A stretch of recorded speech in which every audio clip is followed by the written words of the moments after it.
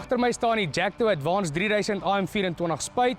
Die spuit met 'n 24 meter bulk en 'n 3000 liter tank is dit die ideale kombinasie.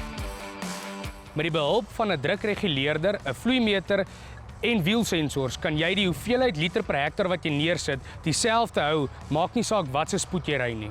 Alle Jacto spuite is toegerus met 'n addisionele skoonwatertank om jou hele spuitstelsel te spoel na 'n lang dag se werk. Ook word hy elektries-hidrolies aangedryf deur sy eie hidroliese stelsel.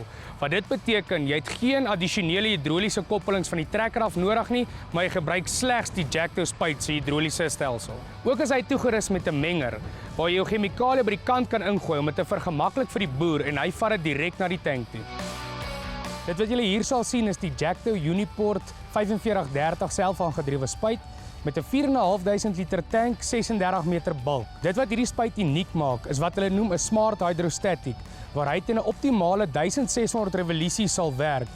As jy oor 'n kontour sou gaan of deur 'n natkol en hy benodig meer krag, sal hy dit outomaties gee en hy sal dit van self weer laat sak na 1600 toe.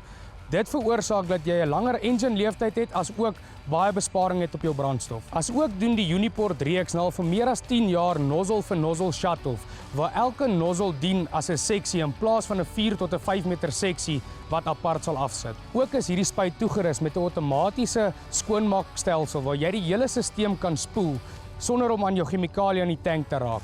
So word hierdie spuit aangedryf deur 'n 6.7 Cummins engine, 240 perdekrag. Sonder enige addisionele liftkits kan jy hom verstel van 'n grondvryhoogte van 1.55 tot en met 1.75.